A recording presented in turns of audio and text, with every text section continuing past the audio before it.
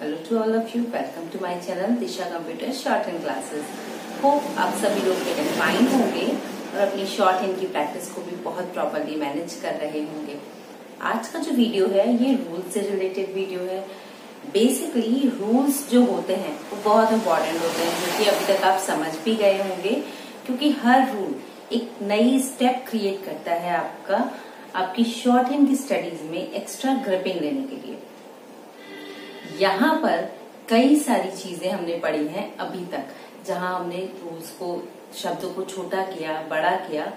इसी तरह से कई सारे शब्द चिन्ह बनाए, स्मार्ट आउटलाइन बनाई, एडवांस आउटलाइन बनाई। ठीक है, आज जो वीडियो मैं अपलोड कर रही हूँ ये है संख्यावाचक चिन्ह।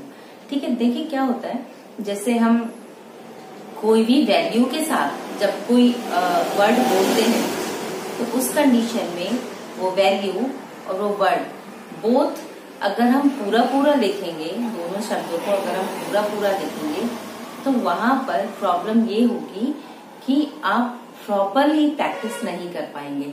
तो उसके लिए जरूरी है, प्रॉपर प्रैक्टिस के लिए बहुत ज्यादा जरूरी है कि आप उन चीजों को समझ लें, ताकि जब आप लिखें तो आपकी ग्रिपिंग बहुत अच्छी हो और आपके वर्ड्स बहुत ज्यादा अच्छे बने। तो चलिए देखते हैं आप अपने वर्ड्स को कैसे बहुत ज्यादा अच्छा बना सकते हैं और अपनी शॉर्ट हैंड की ग्रिपिंग को इंक्रीज कर सकते हैं। ठीक है, तो देखिए संख्यावाचक जो संकेत होते हैं हमारे, जो भी वैल्यूज होती हैं, चाहे वो 1 2 3 4 हो या ABCD हो, ठीक है, तो बेसिकली कोशिश ये करना चाहिए कि शॉर्ट हैंड में उन्हें हमें पूरा वैसे ही लिखना चाहिए। हमें 1 2 3, ठीक है। इसके लिए वैसे तो 1 और 2 के लिए आपका शब्द चिन्ह है above the line, on the line, but हर जगह शब्द चिन्ह काम नहीं आएगा। हर जगह आपको 3 लिखना है, तो आप ऐसे लिखोगे तो ये बहुत टाइम लेगा।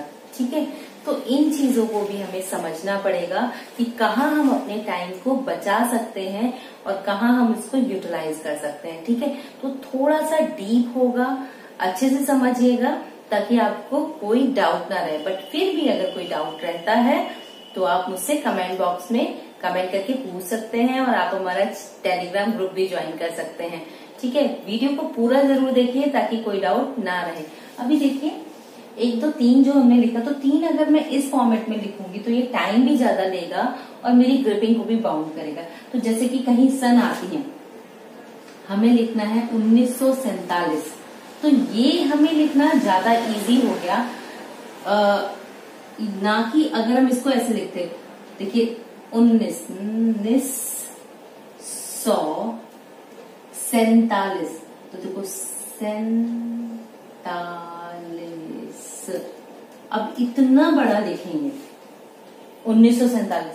और दूसरी प्रॉब्लम क्या आएगी कि बहुत जरूरी नहीं है कि आप इसको सन समझें, क्योंकि 3 वर्ड्स के नीचे आप मार्क नहीं लगा सकते। ठीक है, जब 3 शब्दों के नीचे हम मार्क को इंडिकेट नहीं कर सकते हैं तो उस कंडीशन में हम क्या करेंगे, उसको इस फॉर्मेट में लिखेंगे। ठीक है, तो जब हमने 1947 वैल्यू में लिखा तो हमें एक तो पढ़ने में बहुत ज्यादा इजी हो गया। ठीक है, हम इजीली पढ़ पाए उसको। दूसरी सबसे इम्पोर्टेंट बात ये हो गई कि क्विक रिस्पॉन्सिव हो गया। तो हमेशा याद रखिए कि अगर रूल आपका है कि अगर कहीं पर वैल्यूज होती हैं या अल्फाबेट होते हैं तो हम उनको एज इट इज बनाते हैं, एज इट इज।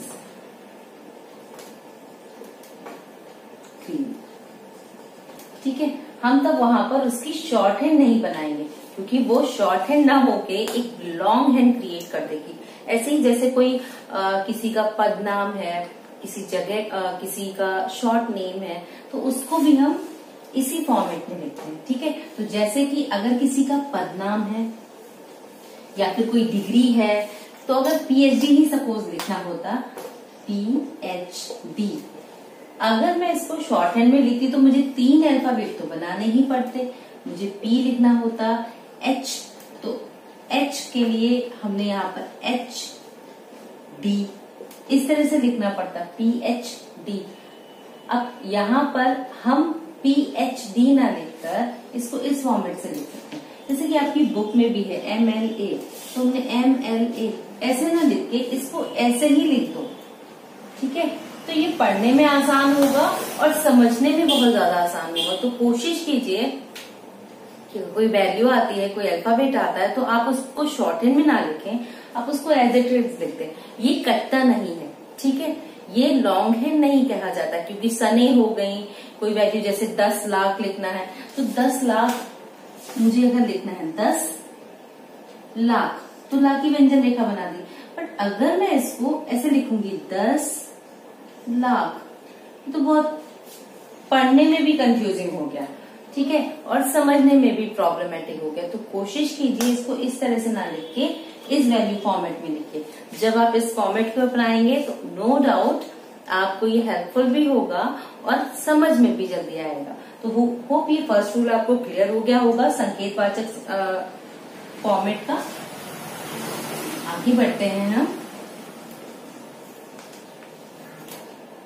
इसके बाद जैसे कहीं पर भी अब ये डिपेंड करता है कि हिंदी है, जैसे कोई 1 2 3 4 बोल रहा है तो आप उसको हिंदी में बना सकते हैं 2 3 4। अगर कोई इंटरनेशनल फॉर्मेट में बोल रहा है तो आप 1 2 3 4 इस तरह से ड्रॉ कर सकते हैं। It totally depends on you and the dictator कि वो किस फॉर्मेट में आपको बोल रहा है। हाँ, ये जरूर कीजिएगा कि उसी फॉर्मेट में उसको फॉलो करें ताकि आपको लिखने में आसानी हो जाए, ठीक है। इसके बाद देखिए आता है, जैसे हम पढ़ते हैं पहला, दूसरा, तीसरा, चौथा, इस तरह से होता है। तो पहले के लिए तो हमारा शब्द चिन्ह डिफाइन है ये, क्योंकि हम यहाँ पर पहला नहीं लिख सकते, ये 1 लाख बन गया, ठीक है। यहाँ पर ये पहला का फॉर्मेट नहीं आएगा, ये 1 लाख का फॉर्मेट बन जाएगा, तो हम इस तरह से इसको नहीं लिख सकते। तो हम यहाँ पर शब्द चिन्ह यूज कर देंगे। अब लिखना है दूसरा, तीसरा, ठीक है। तो हर जगह पे एक रूल नहीं चलेगा, आप अकॉर्डिंग टू वर्ड वहां पर उसको बनाएंगे। तो अगर अब मुझे लिखना है दूसरा, तो मैंने 2 को बनाया, रा की व्यंजन रेखा को इसके नीचे ड्रॉ कर दिया, तो ये बन गया दूसरा। इसी तरह से अगर मुझे लिखना होता तीसरा, तो मैंने 3 की वैल्यू को बनाया और रा की व्यंजन रेखा को जस्ट उसके नीचे नियर अबाउट में ड्रॉ कर दूंगी। तो इससे क्या होगा कि पहला बन गया, दूसरा बन गया, तीसरा बन गया। बट अभी पहला, दूसरा, तीसरा के बाद आता है चौथा, तो वहां पर था आ गया। तो क्या करेंगे कि 4 को लिख के था की व्यंजन रेखा को उसके पास लिख देंगे। तो देखिए हो गया ना इजी, हमने पहला, दूसरा, तीसरा, चौथा। अब चौथे के बाद क्या आता है? 5वां। तो 5वां, अब यहाँ क्या आ रहा है? वाह। तो अगर मैं वाह की पूरी व्यंजन रेखा बनाऊंगी तो ये तो बहुत बड़ा बन जाएगा। तो हम क्या करेंगे, हम पूरी व्यंजन रेखा ना बना के हम इसको एक शॉर्ट फॉर्मेट में बनाएंगे। ऐसे जो हमने वाह और या का ट्रिकी यूज पढ़ा था ना, वहां पर हमने वाह और या का ये शॉर्ट फॉर्मेट सीखा था, तो हम इस रूप में इसको बनाएंगे। तो हम कैसे पढ़ेंगे इसको? जैसे देखना है मुझे 5वां, तो ये बन गई मेरी वैल्यू और ये आ गया इसके आगे वाह। ऐसे 6वां, 7वां, 8वां, 9वां, 10वां या फिर 100वां, मतलब जितने भी आए इसके बाद। ठीक है, ये वाह का फॉर्मेट यहाँ पर बनता जाएगा। समवेयर आप उसके आगे लिख सकते हैं, आप उसके नीचे लिख सकते हैं, ये टोटली आप पर डिपेंड करता है कि हम कहाँ पर उसको सही से बनाएं। तो ये सेमी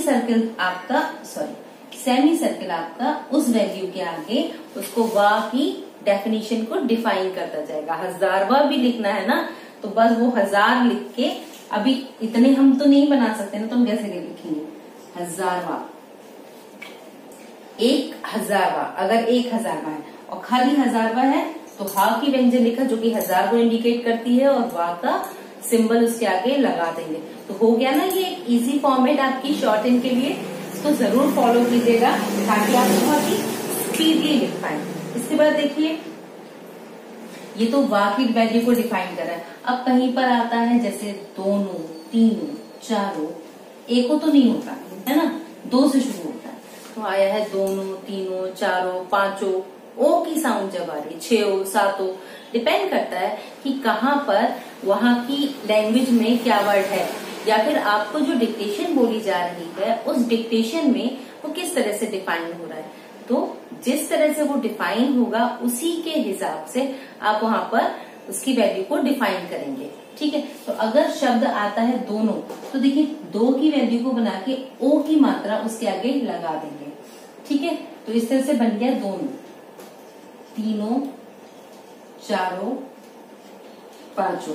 अब आपको कंफ्यूजन ये हो सकता है कि क्रम संख्या भी हम ऐसे ही डालते हैं, तो मैं यहां पर ही क्लियर कर दूं कि क्रम संख्या हमेशा लाइन के पहले पड़ती है, ना कि शब्दों के बीच में।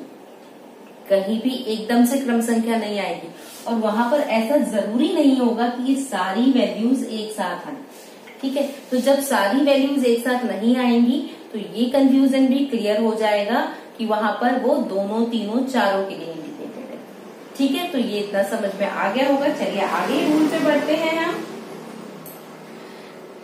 जैसे लिखना होता है दुगुना, तिगुना। अच्छा, मैं यहाँ पर लिख भी दे रही हूँ, दोनों, तीनों, चारों, पांचों, ठीक है। अब दुगुना, गुना जो वैल्यू डिफाइन होती है ना, अब गुना में ना की व्यंजन रेखा को इंडिकेट करते हैं, ठीक है। अब ये दुगुना, दुगुना हो सकता है, 3 गुना हो सकता है, 4 गुना हो सकता है, 100 गुना हो सकता है। ये एक बार और भी मैंने आपको बताया है, जहां पर आपने रास्ते के शब्द चिन्ह पढ़े हैं ना, वहां पर भी ये चीज एक्सप्लेन हुई है, ठीक है। तो कैसे लिखेंगे हम? दुगुना, बस वो वैल्यू लिखेंगे और उसके नीचे ना की व्यंजन रेखा को ड्रॉ कर देंगे। तिगुना, 4 गुना, 100 गुना, 1000 गुना। इसी तरह से गुना की जो पर्टिकुलर वैल्यू आ रही है उसको डिफाइन करते हुए आप व्यंजन रेखा को ड्रॉ करते जाएंगे। तो जहां तक आपका जाए आप उसको ड्रॉ कर सकते हैं, ठीक है। अब मैं आपको बताऊंगी कि ये जो 100, 1000 है, इसको शॉर्ट कैसे करेंगे, ठीक है। क्योंकि ये चीजें भी तो भाई पूरा लिखने में टाइम लेंगी। अगर आप एक लिख रहे हो और एक के आगे 3 जीरो लगा रहे हो, तो ये 3 बार आपका हाथ, मतलब टाइम तो लेता है ना।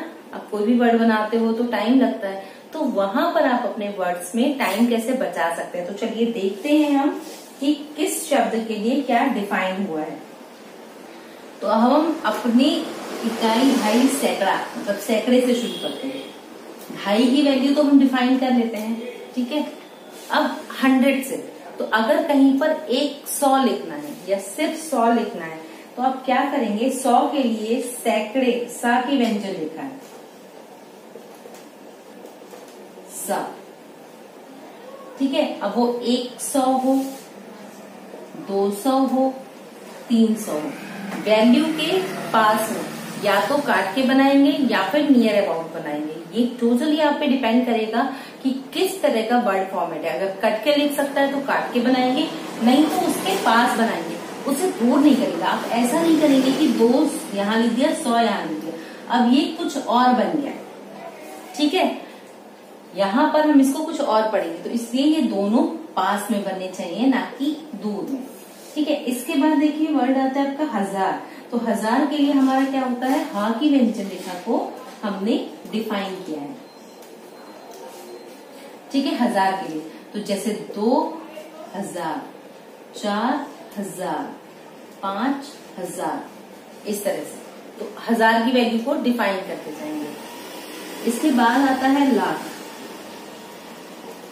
तो लाख की व्यंजन रेखा है। अब कैसे लिखना है? जैसे लिखना है 10 लाख, हमें लिखना है 100 लाख, 100 लाख।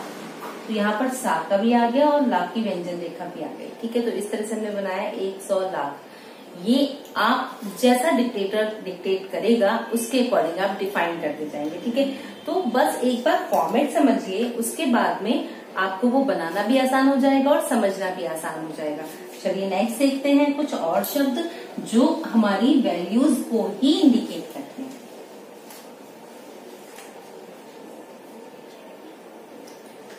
इसके बाद आपका आता है करोड़। तो करोड़ के लिए क की व्यंजन रेखा होती है बेसिकली, बट मुझे लिटिल बिट पढ़ने में प्रॉब्लम आती है, तो मैं क और ड़ लिख देती हूँ, करोड़।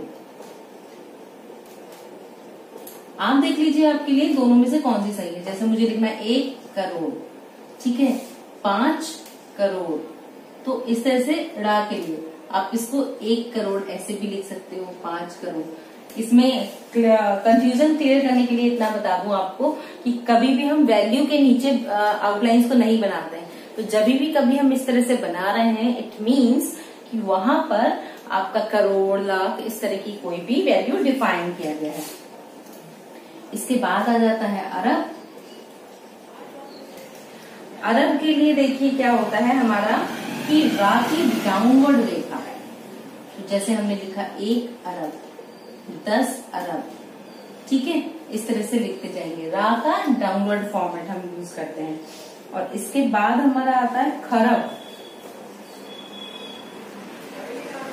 तो खरब के लिए खा की व्यंजन होगा, कट आ गया ये खा की व्यंजन होगा। तो 1 खरब, 10 खरब, 100 खरब। अगर मिला के बन रहा है, खरब नहीं बना के 100 बना के डिफाइन कर रहे हैं, तो आप तभी भी 100 की वैल्यू को लेके उसमें खा की या क की व्यंजन रेखा जोड़ के बना सकते हैं, ठीक है। इसके बाद आपका आ जाता है जैसे शक होता है आपका संवत के हिसाब से, तो शक, तो यहाँ पर शक के लिए क्या किया गया, सा और का, ठीक है। शक के लिए सा और का की व्यंजन रेखा को डिफाइन किया गया। अब जहां भी शक संवत डिफाइन होगा तो इस तरह से आप बना के अपने शब्द को पढ़ सकते हैं, ठीक है।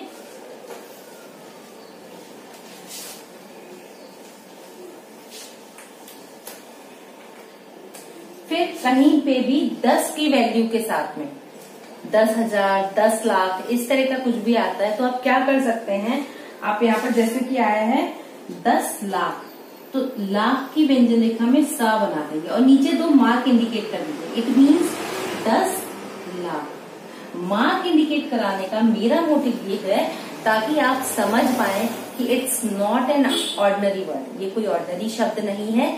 यहाँ पर एक प्रॉपर व्यंजन रेखा को डिफाइन किया गया है और वहां पर क्या है 10 लाख, क्योंकि ला और सा को तो कुछ और भी पढ़ सकते हैं हम, इसलिए।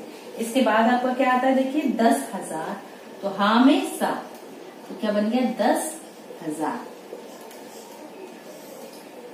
तो सबसे मेन यही था कि अगर वैल्यूज हैं तो वैल्यू को वैल्यू के अकॉर्डिंग ही लिखेंगे। लाख, हजार, सैकड़ा ये कुछ भी आता है तो इसको शब्द के हिसाब से समझ के हम बनाएंगे। जो मेन फर्स्ट सिंबल है उसके अकॉर्डिंग बनाएंगे, जहां चेंजेस थे वो मैंने आपको बताया। आप उनको अच्छे से समझिए और प्रैक्टिस में लीजिए। कभी भी कोई भी बड़ी वैल्यू, जैसे कि मुझे 2021 लिखना है, तो 2021 में ऐसे लिखूंगी मुझे ज्यादा सही रहेगा, ना कि अगर मैं ये वैल्यूज भी लेती हूँ तो 1000, अब 21, तो ई की साउंड आ गई, ठीक है, 21, तो 21, ये बहुत अजीब बन जाएगा। तो बेटर होगा हम इसे इसी फॉर्मेट में बनाएं, ना कि ऐसा फॉर्मेट, ठीक है। तो वैल्यूज का ध्यान रखिए, अल्फाबेट्स का ध्यान रखिए। जहां पर अगर किसी का शॉर्ट नेम आता है, पीएम, सीएम इस तरह से कुछ भी आता है, तो आप उसको पीएम सीएम ही लिखिए। डीएम, इनको आप शॉर्टन में मत लिखिए। देखिए पीएम लिखोगे, ठीक है, सीएम लिखोगे, डीएम लिखोगे, तो इससे बेटर तो ये हो जाएंगे और ये जल्दी पढ़ने वाले हो जाएंगे। इसी तरह से परसेंटेज आता है, तो परसेंटेज अगर कोई बोल रहा होता है, जैसे लिखना है 10%, ठीक है। अब एक कंफ्यूजन ये आता है, और अगर आप कहेंगे तो मैं इसका एक प्रॉपर वीडियो बनाऊंगी, क्योंकि कई सारे ऐसे वर्ड्स होते हैं हमारे जो कंफ्यूजन क्रिएट करते हैं। अब आपने ये परसेंट का साइन बना दिया, वैसे हिंदी में हमारा प्रतिशत के लिए ये शब्द चिन्ह है, तो अगर परसेंट आ रहा है तो हम ये सिंबल यूज कर सकते हैं, और अगर प्रतिशत आ रहा है तो हम ये साइन बना सकते हैं। इससे भी शब्द में कि हमें परसेंट लिखना है या प्रतिशत लिखना है, ये चीजें क्लियर हो जाएंगी। तो आज जो मैंने आपको रूल बताया, होप ये आपके लिए हेल्पफुल रहा होगा। अगर ये रूल आपकी शॉर्ट एंड स्टडीज में हेल्पफुल रहता है तो प्लीज चैनल को लाइक, शेयर एंड सब्सक्राइब जरूर कीजिए। Keep learning, keep watching, stay connecting and सारे रूल्स प्रॉपर देखिए अगर अच्छी स्पीड चाहिए, और हमारा टेलीग्राम ग्रुप जरूर ज्वाइन कीजिए। Have a good day.